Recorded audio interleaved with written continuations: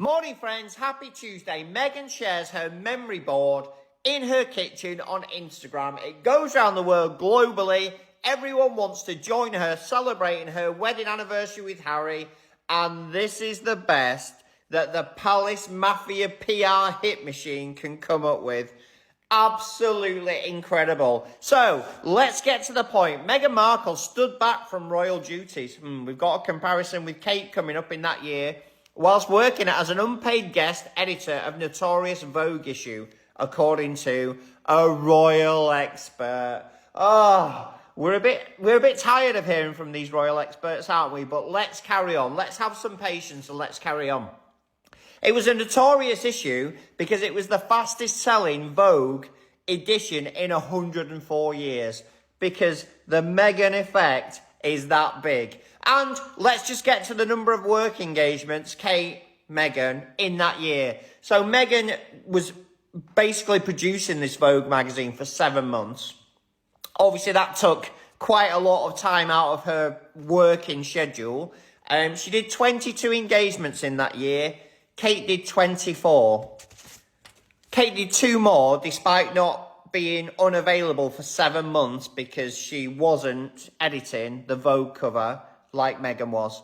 And that says it all, right? This was 2019, by the way, yeah? Am I right on that one? Pew. Meghan and Harry are going from strength to strength. Their brand is going to be absolutely iconic. And in those 7 years, even if they did nothing else from today onwards, the history books will show the type of people that they are and how hard they worked for other people, not themselves. I don't think the non-working, taxpayer-funded royal family can say that, can they?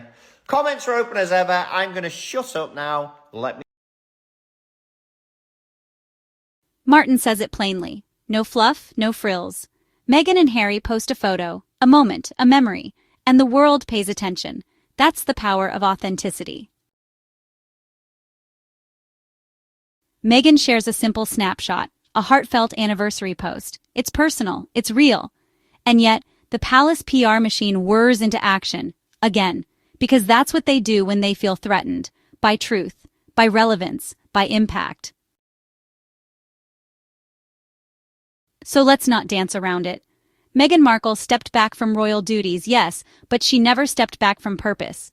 Hers, unlike the choreographed motions of the others, has always been intentional, focused, authentic, and Martyn, he sees that. He gets that. He brings up the numbers, not because numbers are everything, but because context matters. That year, 2019, the year of the infamous Vogue cover. 7 months Meghan poured into that edition. 7 months of unseen work, of vision, of collaboration. The fastest-selling Vogue issue in over a century, and yet they called it notorious. Funny how success triggers discomfort in those accustomed to mediocrity. Let's put this in perspective. While Meghan was producing that cultural landmark, she still completed 22 royal engagements. Kate, 24, 2 more, that's it. And she didn't have a 7-month editorial project on the side. The numbers speak for themselves. And Martyn doesn't mince words, he calls it like it is. The Palace's golden girl did 2 more engagements and got a crown of applause. Meghan, with a transformative editorial, global recognition, and nearly the same engagement count, was vilified. Why? Because impact scares people who thrive in complacency. And yet, here we are, years later, Harry and Meghan, still building, still serving, still showing up. Their brand, it's beyond branding. It's legacy. Even if they stopped everything today, history wouldn't forget. Not the tabloids version, but the real one. Martyn highlights what the media won't touch. That Harry and Meghan, without taxpayer funding, without palatial insulation, are achieving more than those who claim duty as birthright. They don't just show up, they serve. Let's talk about Archewell, a nonprofit that doesn't just sit on pretty mission statements. It moves, it creates, it uplifts, it empowers unheard voices and drives real social change. Harry and Meghan are not just figureheads. They are workers, They roll up their sleeves, they walk into communities, they listen, they act.